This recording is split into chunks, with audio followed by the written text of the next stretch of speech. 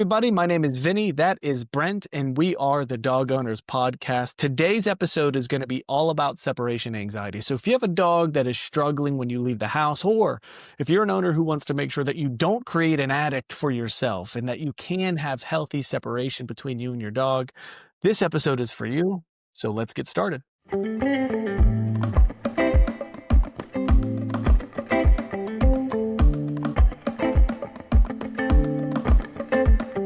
Okay, Brent, tell me what you're thinking. Okay, let's go over separation anxiety. I think there's two common forms of separation anxiety, at least how people identify it. There is true separation anxiety. And I say true because it's hard. It's very, very hard to fix. There are some dogs that are predisposed to attachment. So they suffer more from panic in their minds. Panic meaning they don't feel safe when they're alone. They don't feel safe when their caretakers or their nurturers are separate from them. And this is like normal in a lot of pack animals. The same reason why babies cry when they're alone, or why like a baby wolf or coyote will whine or howl when they're alone. This is very normal stuff. However, over development, there should be a certain level of independence and confidence and self-soothing that gets developed. When we over baby or over nurture dogs, that self-soothing and independence and coping strategies don't actually develop. So that's one. So dogs who are more in a panic state, they whine, they cry, they bark, they freak out emotionally, and sometimes they get enraged when that person or caretaker is not there. And then there's a second kind of separation anxiety that is actually probably the most common, and it's actually one of the easiest to fix. And it's the FOMO one, right? Those of you guys listening, FOMO stands for fear of missing out. There are dogs who legit, they're just bored out of their mind, and they want to be doing whatever it is that you're doing. And they wonder why they can't do the thing that you're doing when you separate them. And so it's frustrating to them, but it's more driven by a desire to, because they're bored and they want something to do. It's more of a chase of dopamine than it is a chase of serotonin. And in those types of dogs, we see those a lot with puppies. But here's one way to test it out. If my dog is in the same room as me and or just a few feet away from me, if I stick that dog in a crate, literally 2 feet away from me, and they are barking and whining and crying, that's not separation anxiety. A dog literally has to be separated from you in order to have separation anxiety. If your dog is barking, whining, and crying and can't stand the fact that we put limits on them, that is a dog who has more of this FOMO type that we're talking about. Passing it to you, Mr. Vinnie. Yeah, I do think people confuse isolation anxiety and separation anxiety, and those are two different things. Like dogs need to learn to be isolated, and dogs also need to learn to be separated. I don't think that those things should be taught at the same time, Brent, so we can actually talk about that in this episode. And there are always certain characteristics with the family or with the dog that hold true. Almost all the time when somebody has a dog who has separation anxiety, early on in the dog's life, they put him in the crate, the dog bitched, they let them out, and they went, we can never do that again, right? And what the dog learned is two things. One is if I bitch, I get my way. And you actually start to see that pattern repeat itself over and over, right? Because these dogs then say, hey, I can bark to go outside. I can paw you for this. I can whine for this. I can jump on you for this. And those dogs learn all of that. And that goes right down that path. So that tends to be, hey, we've never actually set, like Brent says, limits on the dog. And more importantly, we've never really taught our dogs how to deal with any sort of emotional struggle. And it just has expanded into this big problem. And then there are dogs, like Brent talked about, who seriously struggle when we leave. And these dogs are damaging themselves. These dogs are hurting themselves. And these are a little bit more severe cases. I like the way that you separated that, brother, chasing serotonin or chasing dopamine. But the first group that I talked about, the second group that Brent talked about, the dogs who just never learned to deal with a little bit of stress, and dogs who never learned to be separated from their human, and or just isolated in general, those are easy. Those are very, very easy dogs to fix. I do think a huge prerequisite in order to fix that is to listen to our first episode. And Brent, if it's okay with you, I'd like to spend just 3 minutes recapping what that Sure. episode was about. Please do. Um, Dogs do better when you have a system in place. So if we have a schedule in place for our dog where they know what's expected, they will do better. And also, if you tend to follow their natural biological system of I hunt for food or scavenge for food, I eat and then I chew food and then I fall asleep and I wake up and repeat, your dog will start to fall into this rhythm and get much calmer on their own. It is something that you have to put a great deal of effort in. So that cycle would then follow the same in our life. Is we would obviously let the dog pee first, but we would do some sort of activity, which would be mimicking hunting or migrating to find food. Then we would give them something to chew on or to eat, and then finally we'd put them away for rest. That putting away portion cannot be next to your feet. Right, and Brent, the biggest, exacerbator, can I use that? E e Exacerbator. exacerbator? Exacerbator. Yeah, yeah, yeah, Yeah, well, yeah. yeah, it plays, but the biggest exacerbator, was I me in think you're 6th blending grade. two words that shouldn't be blended. That's okay. The Did you thing hear that me on that one or no? exacerbates. Nah, the biggest exacerbator, right, minus me in 6th grade is, was COVID, right? So it was like, COVID was a huge shift for dogs, and they had no time to catch up because the average American was gone 8 hours a day, right? It's like gone from the house. And now we're home next to our dog all the time. And we have created more problems because of that. The good news for me and you is people are home all the time. So I have dog training lessons from 8 a.m. till 8 p.m. now, which is great. The bad news is dogs are struggling really bad, like really fucking bad. And just putting them on a simple schedule can help a lot. That doesn't fix all of your problems. And there's a lot of little things in between there that we can teach right now that will help. But bottom line, guys, if you don't put them on a schedule, we are going to struggle. And if you don't teach these dogs how to be isolated, they're going to struggle. What do you want to say to that, brother? My exacerbating friend. Exacerbating. There's a couple places I want to go when it comes to this because everything in dog training, I always have to try and somehow relate to either my childhood or what I know of life, right? I'm always comparing things to life. And I want to share two stories with the audience real quick. When I'm the youngest of four, so being the youngest of four, I had to go to bed way before all my other siblings, right? The funny thing is, being the youngest of four also, my siblings try to fuck with you when you're trying to sleep. So my siblings would crawl under my bed. They'd shake the bed. They'd make monster noises. And I'm like 4 years old, 4 years old, 5 years old. And they would make these monster noises. And then I would freak out and then run into my parents' room and sleep with them and stuff. And I was scared to go to sleep at a certain age in my life. And I don't know if babies and children go through fear periods like puppy periods, but it was probably that too. So I remember there was a time where I had to go to bed early. There was I'm sure it was several months. I don't really remember because I was five-ish, but I dreaded being separated from my family when I had to go to bed. And my mom would be like, time for bed. And I'd try and be like, no, I can't. And mind you, it's because in my brain, I thought there was monsters. I thought there was danger, right? In my room. And every kid does this at some point. They're scared of that. They think someone's in their closet. There's someone under the bed.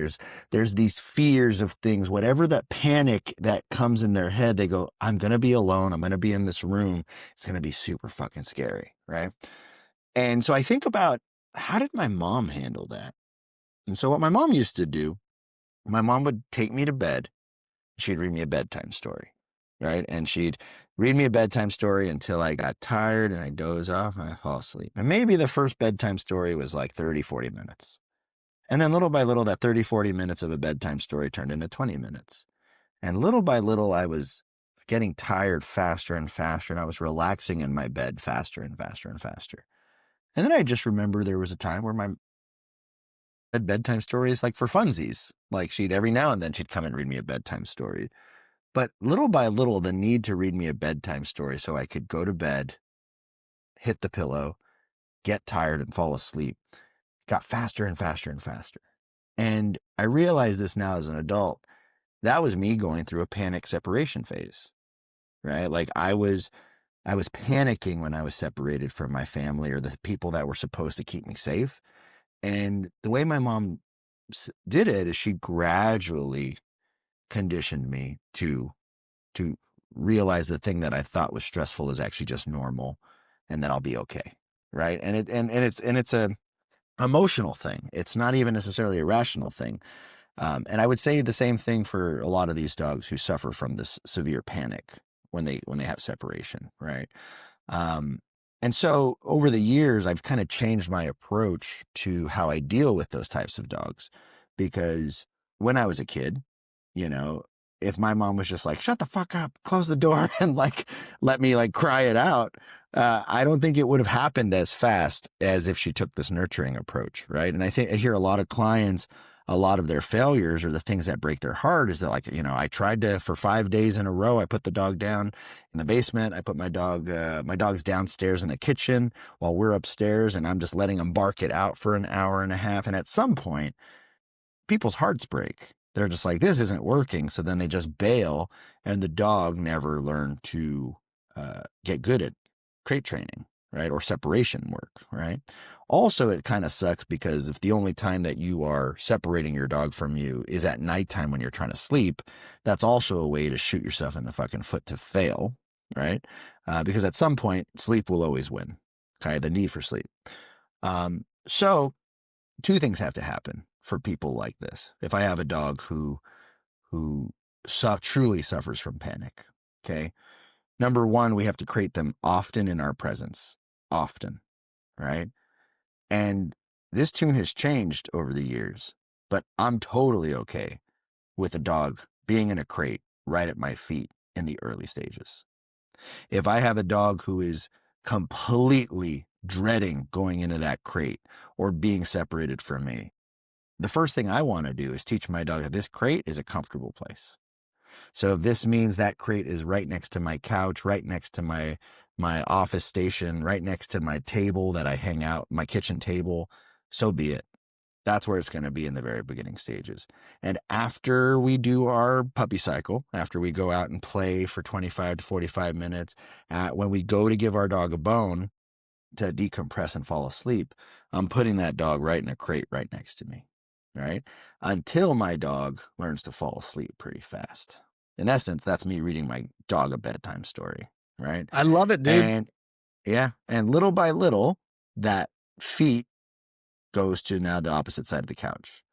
But little by little, you know when to do it because your dog is going to go to sleep faster and faster and faster and start relaxing or start chewing on their bone at least. And there's a lot of dogs and a lot of clients that tell me, they go, I've tried to give my dog a bone. They won't chew it. I've tried to tell my dog to quiet down, but they still won't go to their bone. It's because the desire to eat and the desire to relax all has to do with, do I feel safe? And if the dog doesn't feel safe, the dog will never learn to chew on their bone as an alternate behavior. And the dog will never learn to relax in that crate as an alternate behavior. And I hear this sometimes with clients. They don't think their dog has separation anxiety. They leave 3 or 4 bones out for their dog when they leave. Now, mind you, on the camera, the dog is not barking, whining, crying, or ripping shit up. But the dog doesn't touch that bone until the owner comes back. That's how you know. That's how you know. If the dog won't eat fucking some tasty ass shit until the owner comes back, you know that there's an emotional panic response going on in there. They just manifest it different. So the crate can start close to you. And let's say I have a puppy, maybe the crate's right next to my bed. That's okay. And if I need to stick my hand inside that crate so my dog can smell me and I need to scratch the back of their ear until they fall asleep, that's what I'm going to do for the first week, 2 or 3 weeks, however long it takes. But the goal is we do this stuff with the intention of moving that crate a little further and building my dog's independence over time to save a lot of clients a lot of money by doing this when the puppy is really young. And honestly, me having Black Dynamite as a puppy, he's one of the people who taught me this because he was a needy fuck, a needy, whiny Doberman. If you guys have Dobermans, you guys know what I'm talking about. Yep. So Brent, I think you just expanded perfectly on what I'm trying to say with isolation versus separation. You gotta teach the dog that it's okay to be in this spot. I'm right here, but you're not allowed to come out yet, right? It's very important that we do that. And one of the games that Brent that I like, and yeah, you know what? I'm gonna go over this now. I was gonna wait until later into the episode, but something that I Sure. find extremely helpful, we often say, "Hey, no beds in the crate," because we don't want the dog chewing the fuck up and the whole 9 yards. But I do find early on with these particular dogs, if I can get a dog who likes a certain style of bed and put that into their crate, and they enjoy nesting up into this bed, I'm gonna use the bed while I'm home. I'm gonna use the bed at night because it makes it easier, and I personally bring those beds out during the day, train with a bed, so that bed becomes my place bed, so I don't use a cot with these particular dogs, I use the bed that's gonna go into their crate, because I'm trying to build an association that going to that bed is the greatest thing in the world, and then I just put the bed in a new spot, and the dog already has this association with this bed of like, "Oh, I love this bed. I eat my Kong on this bed, my human gives me food on this bed," and, I'm a really big fan with these particular dogs. Brent, I think it was about 4 years ago now where, I changed my place command because of something that you said, and I can't remember if it was online or in person, and it was I think you actually might have taken it from J-Jack. It actually may have been Will who taught me this, I can't remember. Anyways, I used to have an implied sit on place bed, right? And then I can't remember how the information got to me of Okay, like, the non-positional stay. Yeah. yeah, like teach the dog just to go stand on place and then allow them to choose to sit and lay down and relax on their own. But on some of these dogs, uh, I don't force that you have to be into a down on the bed, but all of the rewards will come when you go to your bed and you go into a down. So I immediately lure the dog into a down right away because I'm trying to get them used to go into this bed. I'm going to lay down. I'm going to kind of pull off to the side. So this will be hard for people to understand, but you can actually twist your dog's hips out when you put them into a down, guys, by the way that you give food. So when you put the dog into a down command, if you start to feed where you're turning the head sideways, you'll see their back hips come out and relax. So they're not in a sphinx pose, but they're in more of a relaxed side pose. You can teach your dog, go to the bed, go into a down, get your hips out, get fucking comfy. I'm bringing food to you. Everything's groovy. Take all of that training that you just did with the place bed, now put it into the crate and do the same exact lesson and watch how quick that dog runs into the crate and lays down. He's got his nice comfy bed and he's already got this program in place of, hey, we go into a down on our side as soon as we get into this. It will help you immensely with your dog's quickness to lay down in the bed. Because most of these dogs that struggle with the isolation portion, they won't lay down. They'll stand up or they'll sit, they'll bark, they'll whine, or they'll bite the bars. But we're trying to teach them that going onto this bed is automatically going down, and that is rewarding because the dog's comfy. And then do the same thing in the crate. What are your thoughts, brother? No, I think yeah, anything I think that's also really helpful for people who if the dog has a poor association to the crate, right? It's like a good bridge Yes. to teach them to re-like the crate and to fall in love with the crate again. I think anything that's gonna that makes it easier for our dogs to get to the crate or to be isolated is going to be helpful for sure. I think that's golden. One thing I wanted to touch base on with just like the dogs who I like the way you put it. Um, so I'll steal this one from you, is dogs who have isolation anxiety versus separation anxiety. The first protocol that I was telling you guys about, like having the crate next to you, if you need to be next to the dog and soothe them, like I've seen this a lot with really small puppies, that this becomes really helpful, where there are dogs who, if you are 5 feet away, a correction won't calm them down. Giving them a bone won't calm them down. The only thing that'll calm them down is if they can feel you or see you next to them. So, some of the things I'll tell people is like, you just sit in the crate next to the dog for the first week until they fall asleep. And when the dog starts chewing and gnawing on stuff, then you little by little just sit up on the couch and then little by little scoot over a little bit. And then the dog picks it up pretty freaking quick. Once we've achieved a certain level of comfort with the crate and the dog's able to do their decompression and their chewing and stuff in slightly separated from us, maybe on the other side of the room, then this is where we can start practicing things like I leave for brief moments and I come back and I reward, right? This is like where duration and distance work in your place stays or your crate stays really help a dog. However, there is going to be a point in a dog's development, whether it's a puppy or an older dog, where we do have to teach them there are consequences now for trying to uh, freak out too much. And there are consequences for trying to break this crate, or there are consequences for, getting too aroused in certain scenarios. Now, as long as we dose our dogs and microdose them to stress, like, we have very clear scaffold duration and distance where it gradually increases little by little every single round, um, then it's a fair exercise. Again, it's not fair when we only put our dogs in the crate when we're leaving. It's not fair when we only put our dogs in the crate when we're going to bed. It's not fair when we only put our dogs in the crate, and even though we're home, we're letting them bark their freaking heads off. Right. So there is going to be a time where socially we have to teach our dogs limits on their behavior. Barking and whining and crying and trying to break out of the crate and all those things have to be established. Versus when we talk about those dogs who just suffer from FOMO, those dogs who are constantly just trying to climb over the puppy gate, or bite the bars to get out, or constantly digging holes at the bottom of their crate. Sometimes these dogs just need a good squirt bottle. Or they just need a good knock it off, right? Or they need some type of permission to let go, like don't leave the dog hanging thinking that there's hope that they're going to escape this isolation. That dog just needs to know it's off the table, man. We're not doing this thing. You got to relax. And there's been so many dogs and so many puppies that all it takes is one little tap on the side of the crate or one little squirt from a squirt bottle. And the dog goes, thank you, and falls asleep. You know what I mean? What do you got to say about that, Vinny? Well, I haven't got a lot.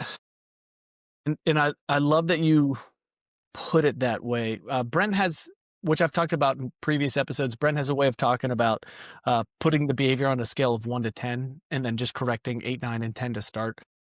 Allow the dog to bark a little or whine a little to see if they can settle themselves down. And then once they get to a point where it's not repetitive and it's this looping bark where they're only causing themselves more stress and anxiety, one of the nicest things that you can do to them is to correct them to go, oh fuck, that is clearly not a path that I can continue taking.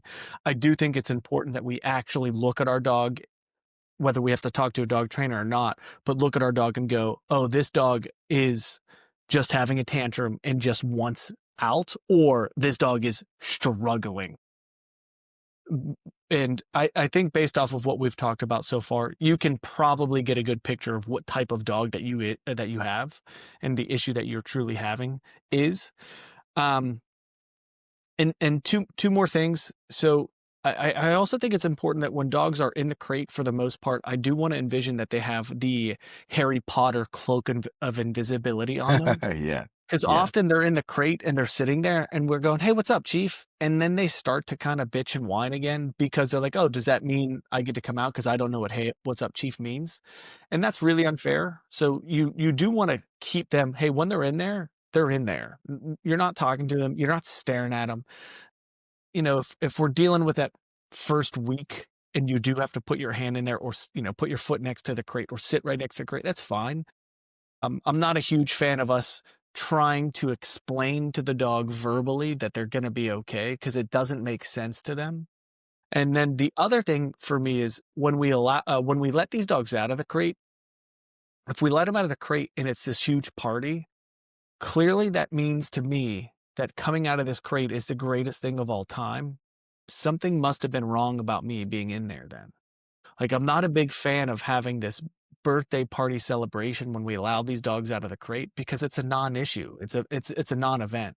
So when I let the dog out of the crate, I don't even let him outside right away. I just open up the door and sit down and wash my hands, make a sandwich, do whatever. And then we move on to the next task when it's not connected to coming out of the crate. As you were talking, those were two things that popped up into my mind. There was a third, but I already forgot it, so I'm gonna pass it back to you, and then I'm gonna jump and cut you off. Yeah, cool. Um, it's funny, a lot of our clients, I'm sure you hear it all the time, they always come to us after saying, I have tried everything, right? I've tried everything. My dog won't stop barking. They still won't stop crying and bark, all this stuff. And so when you guys listen to this episode, you guys have all done bits and pieces of maybe stuff that you hear. You've Yes. never done that consecutively in a system, right? And at the end of the day, if all you guys learn about dog training is what you see on a YouTube video or what you hear in a podcast, right? The goal of this podcast is to give you guys a comprehensive understanding of the beginning, the middle, and the end, right? And there's a lot of people that can't actually get past stage one. And there's a lot of people who are trying to do step 3 solutions when really the dog needs to start at step 1, right? So there's people that are ahead of themselves. There are dogs who are not ready for the stage. There's actually also, I see people, uh, uh, this idea of gradual, okay, versus consistent, right? There are people who have this mentality of like, okay, I'll put my dog in the crate for 10 seconds and then I'll give him a cookie. And then I'll put my dog in the crate for 20 seconds and then give him a cookie. And then I'll put my dog in for 30 seconds and then give him a cookie. The trying to make the crate a positive experience, but based on giving the dog food in the crate, this is the wrong way to think about it, guys, right? Like, this is the wrong way to think about it. You can make the crate positive emotionally by making sure the dog experiences positive emotions in the crate. So naturally, if I want my dog to feel serotonin, right? You know what releases serotonin? Food and dopamine, right? So if I feed my dog in the crate, that's one thing. Chewing and decompressing our dogs in the crate will make them feel a serotonin release. Okay. If I put my dog in the crate and I stroke them and scratch their ears until they fall asleep, that's how I release oxytocin into our dogs, right? I can even hold my dog until they're tired and put them into the crate. If you have a puppy, obviously if you have a giant ass dog, it might be a little harder, right? But the basic idea is, instead of me feeling I have to give my dog a cookie in the crate for holding a stay in the crate for 10 seconds, how about we just think of more of a long-term game plan in the sense of this might take 45 minutes to an hour until the dog falls asleep. But just like my mom reading me a bedtime story, that 45 minutes will turn into 20 minutes, and that 20 minutes will turn into 10 minutes, and eventually it'll turn into 2 minutes. And then eventually you stick your dog in their crate and they're going to fall asleep right away or chew their bone right away. No problems, no questions asked. Right. So I think just taking the time to focus on how do I make my dog feel good in this crate versus there's a lot of people who try to operantly condition this, like positive reinforce this crate in a different. This is more of a how do I create positive emotional associations, not how do I create positive reinforcement in the crate. And I know for some dog owners that's kind of a splitting hairs for some people, but a positive association is I always feel good when I do this thing versus positive reinforcement is I always get something when I do a specific thing, right? And they're two different mentalities. How do you Mr. get good Vinny, at something? practice, Okay. repetition, If small I adjustments. Yeah, if I only practice putting my dog in the crate for one time a day, I'm not gonna see much success. But if you work from home, by the way, there should be no less than 4 times a day that your dog is going into the crate, and that sounds crazy, I totally get it, but there should be no less than 4 times, a day that I you're tell my prac clients 5 to 6 times. That's funny. Yeah, yeah, yeah, so it's like it should be happening often. But because you're practicing so much, you you you really ramp up how quickly you can fix this association that the dog has with the crate. And I love how you put that, the difference between positive reinforcement and positive association, because your dog should want to go in there. A little asterisk here, guys. Two things. One, some people have a dog who won't walk in the crate at all. How many times have I met a dog who won't go into the crate? They just won't walk in. They buck their feet, and they're old enough now where they're strong enough to stop. Uh, I have a lot of videos on this, but I'm a big fan of opening up either the second door in the crate or taking down the back wall of the crate, putting that in a hallway and teaching my dog just to walk through like it's a tunnel. You don't even have to stop in the damn thing, just walk through. Throw a blanket on the bars on the if you have a crate that you're just taking down the back thing, throw a little blanket and teach the dog walk through. And then once we've got this dog walking through, okay, walk through, stop them in there, feed the shit out of them, bring them out. And through that, we can start to teach the dog walking into this, because no dog should fear walking into the crate. If they have hesitation about walking in, how do you think that they're going to do when you shut the door? They're going to lose their fucking mind, and rightfully so. Right. So the dog should look at going into the crate as a good thing, not as a negative thing. Brent, to add one note to what you were talking about, gradually getting the dog away from you. I saw this video years ago that I initially made fun of because I am a man of many faults. Okay, and everything that I've taken from Brent or that I've put into my system for Brent, the first time he said it, I hated it. Just so you guys know, right? Because I am also a human being who hates change. We all fucking hate change. Okay, so when Brent says something, I'm like, nah, that's stupid. I'll fucking never do that. And then 2 weeks later, I just learn how to say it in a nicer way, and then I'm all of a sudden I love it. But I saw this video, Brent, and I don't wanna give credit, where it's not due. I can't remember if it was McCann dog training or not, but I'll say it was, just in case Sure. it was them. But they put the dog crate, for this puppy who was really struggling on top of the dresser next to the dog bed, so they were face to face, right? And I That's saw that, funny. I was like, "Oh, that's the dumbest thing in the world." And then I was like, "You know what?" Through time, I'm like, "Maybe it's not a terrible idea." Right? I was like, it's not that big of a leap to just take that crate and put it on the ground in a week from now. And then lo and behold, I had a lesson and man, this dog was really struggling, right? Like really, really struggling. And I said, you have a dresser next to your bed? I said, no. I said, what are your thoughts Nightstand. about, I said, what are your thoughts about, yeah, no nightstand. Like what the fuck? This is a college Mm-hmm. student. I said, you have a small dog. What are your thoughts about putting this dog in the crate on the bed right now? They're like, "Well, I'm like, "Well, let's just try it." Right? And that was our step 1. So I don't care where your step 1 is, just know that you've gotta start there, and then we go to step 1.5 and 2 and 2.5. But also to Brent's point, you do have to push it. So Mm-hmm. you know, yes, you can start as far back on this line as you want to, but that cannot be the status quo for weeks on end. We have to push this, and you should push it as fast as your dog is willing to move. Yes. Uh, and for some people, that looks different on a day-to-day basis. For some people, that looks different on a week-to-week basis. But uh, don't be afraid to push it. Anything you Yeah. want to add? One thing that's important is you're ready to push it when your dog has had uh 80% success in that area, Be right? student. So yeah, your dog has to be could be a B student in the crating. Doesn't mean there's no whining, but it just 80% of the time, there's not a lot of whining. Like he's doing pretty good. Then you can maybe move it to the opposite side of the room or eventually put it in a whole different room. But the dog has already a pre-existing pattern and positive association to that crate. So that's going to be important. Yeah. Common question I get asked from clients about this is, where should the crate go? And so there's 3 questions that come to mind. Where should the crate go? When I walk into the room when the dog's in the crate, how do I behave? And should I cover the crate? And I'll give you my 3 answers, and then I'd like to hear your 3 answers. For covering the crate, personally, I've never had more success one way or the other. Um, I have not, so I don't know what your thoughts are on that. So I just tell people do what you've been doing if their dog's comfortable with it. 2, the way you should behave in the crate when you walk, the way you should behave when you walk in while your dog's in the crate is as if you don't own a dog. We've mentioned that before with the Harry Potter cloak. You just don't have a dog, and you do want to progress to the point where you can walk in and out of a room, and a dog is not expecting to be taken out.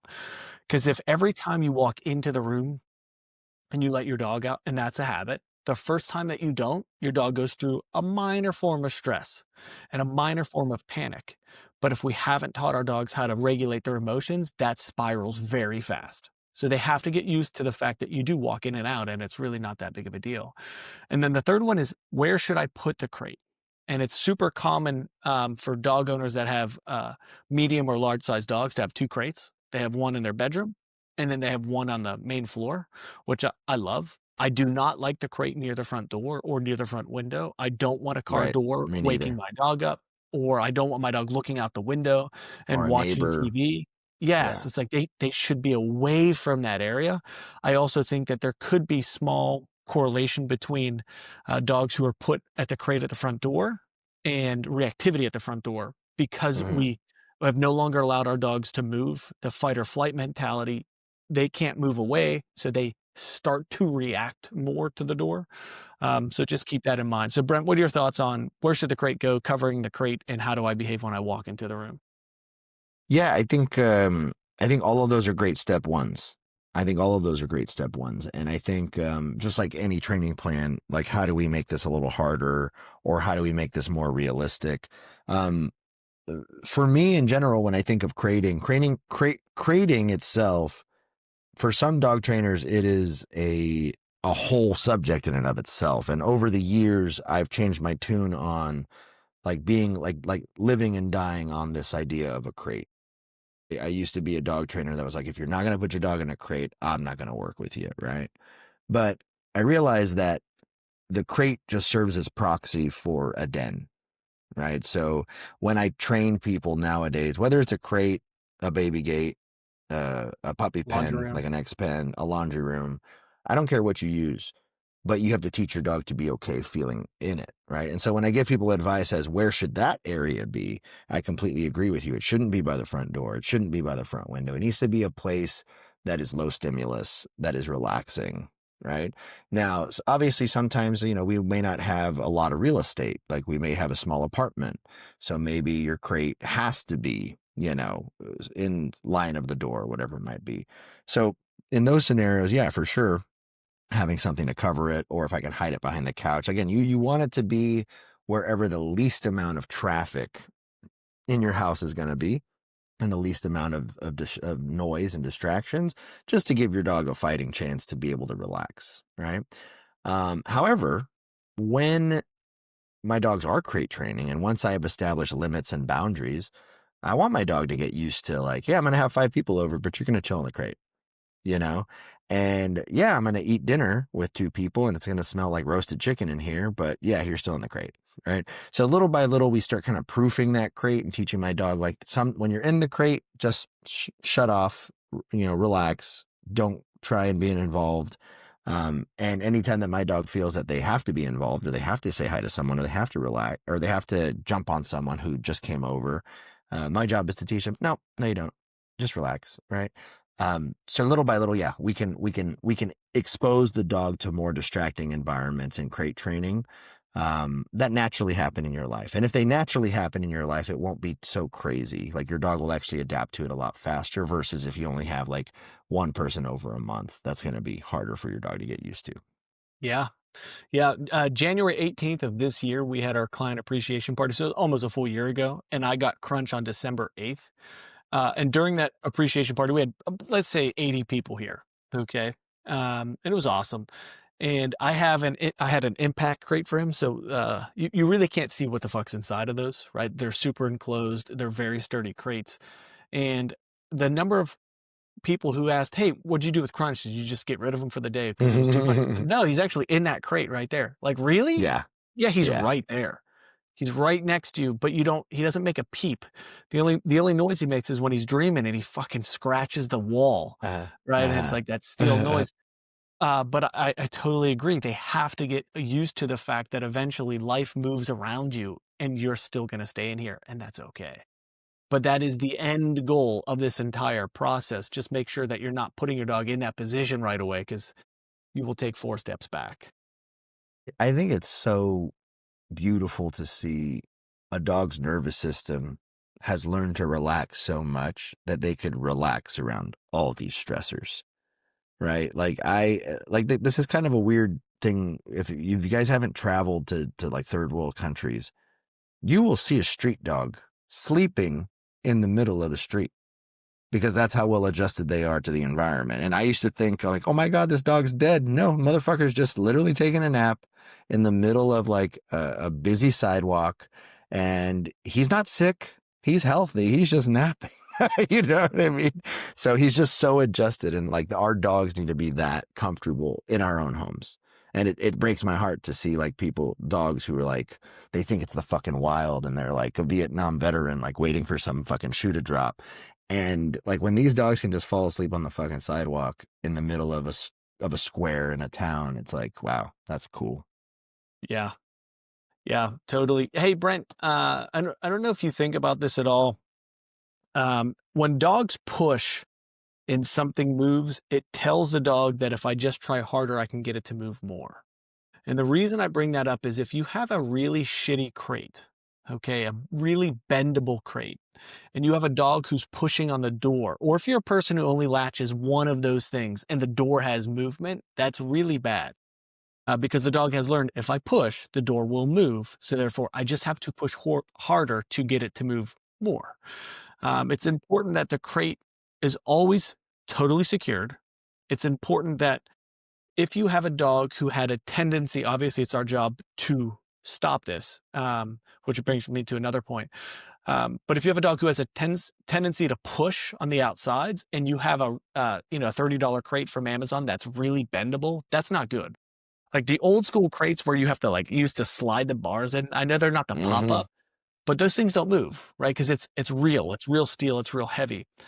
Um, oh, bless me. Stay right there, Brent. Stay right there. I was about to say something. At at the beginning of the episode, Brent, you talked about, hey, I am going to squirt you in the face for doing level 8, 9, or 10 type of behaviors, whether it's like really biting the crate or this looping barking and reactive barking. And when I tell clients that, the first thing that they always say, you probably Uh-huh. know where I'm going with this, is, but I thought you weren't allowed to correct the dog in their crate, right? Who said that?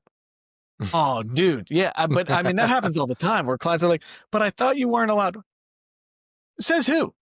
Right? It's like, Yeah. says who? But what is your thought on that? Well, I think people are confusing. Like we want to make a positive association, so therefore getting our dogs in trouble will not make a positive association. I can see the emotional logic that people might follow, but yeah, who said like I got so okay, so can I let me share this other half of the story of being a child. Okay. Yes. So 5, 6 years old, I could go to sleep on time, right? But I remember being fucking 10 years old, and my bedtime went from like 7:30 to like 9 p.m. now, right? Like I'm 10 years old, I have to be in bed by 9 or 8:30, something like that. But my siblings, they could still be fucking up till 10 p.m., right? So I remember being a kid, 10 years old, and my parents were like, all right, Brent, it's your bedtime.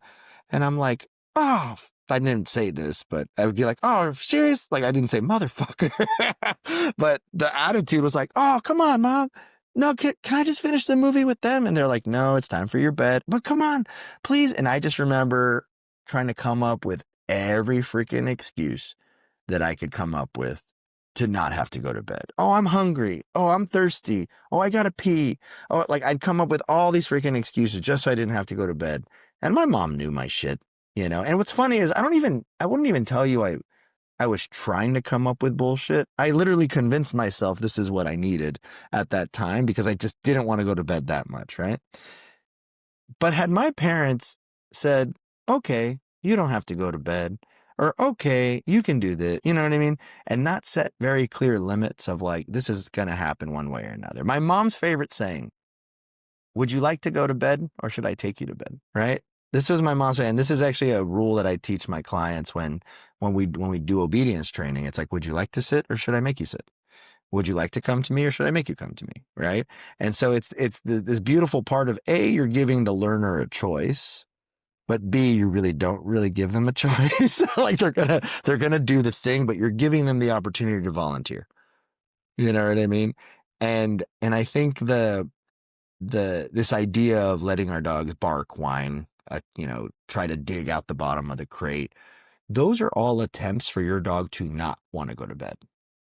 Right? Those are attempts. Now, obviously, if I haven't exercised my dog, like guys, don't put a dog in a crate that has not been exercised. So if your dog is full of piss and vinegar and you shove him in a crate, no duh, he's going to fucking use all that energy to try and escape. And the hardest thing to teach a dog not to do is something they've already been successful at. You know what I mean? That's the hardest thing. If a dog jumps over a wall, good luck trying to teach him not to. If a dog has stolen a ribeye off the counter, good luck teaching them they can't do that anymore, because it's fucking hard now that they've had success, right? So you're saying there's a chance, is what you're saying, right? And so anytime my dog attempts to not go to sleep or not relax in the crate, I have to, as a good parent, as the person who's responsible for raising a good dog, I have to be like, sorry, buddy, it's not going to happen.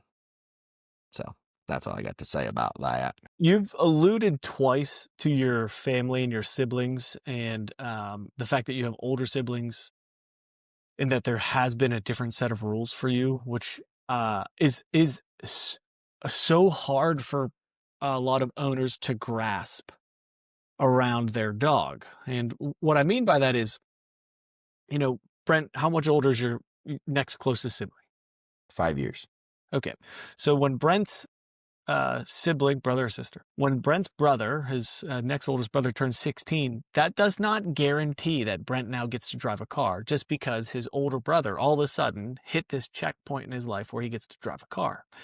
Age is a huge determining factor of a lot of our rules, and it's okay to have separate rules for separate dogs in your home.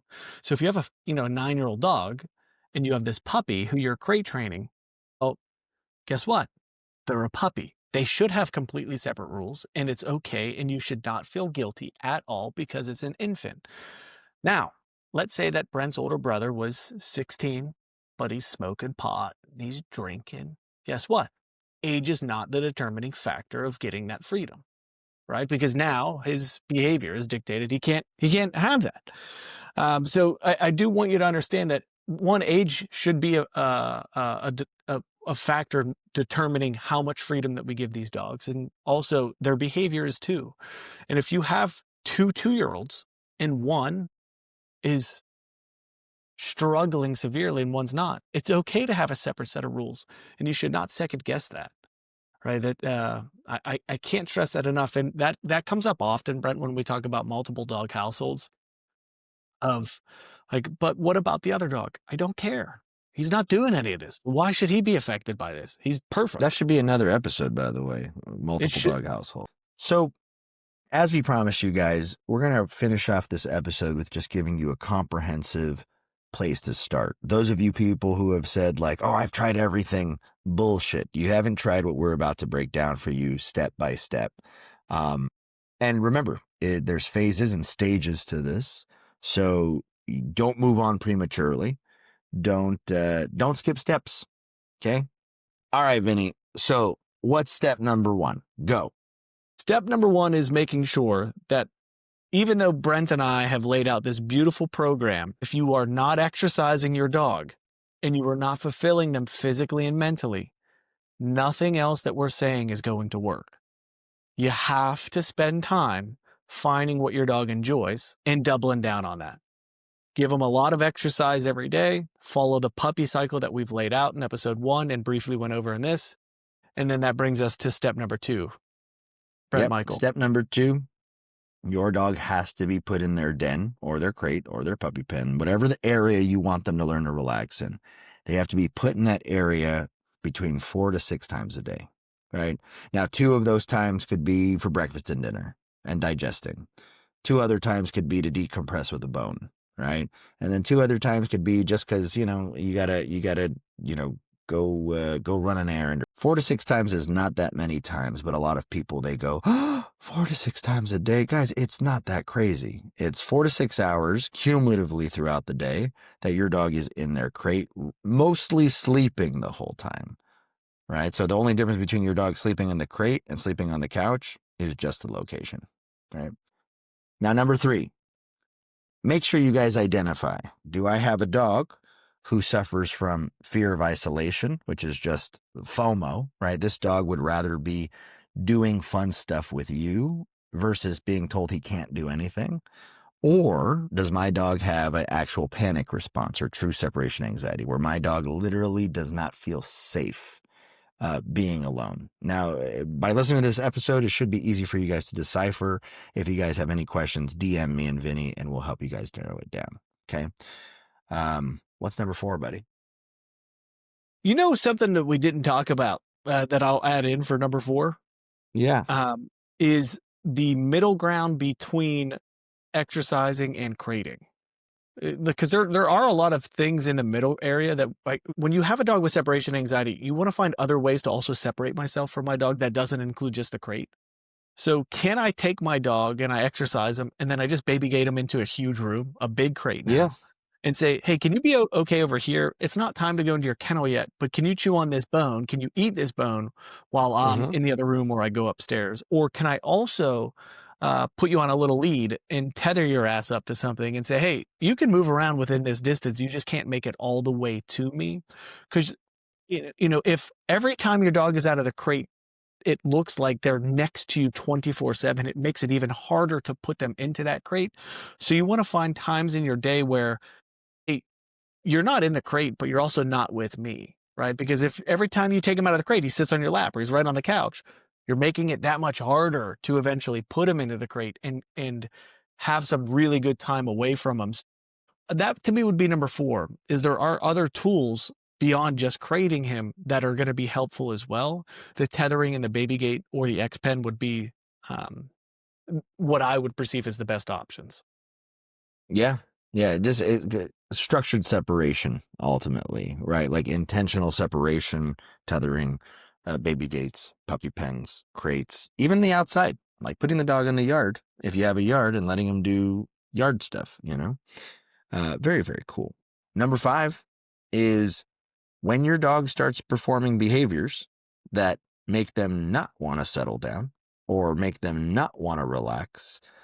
Pretty much anytime they're showing behaviors where they're protesting, whether it's biting the crate, scratching your sliding glass door, trying to dig the bottom out of their pen or the floor, barking their heads off, freaking out and pacing. As long as we know we've fulfilled our dogs, these are our responsibilities to say, hey, you're done. Knock that off. Okay. The same way I would throw a tantrum not wanting to go to bed. Anytime your dog refuses to relax and we know we've done everything else in our power that they should be relaxing, but they're choosing not to, now we can set boundaries and limits on our dogs.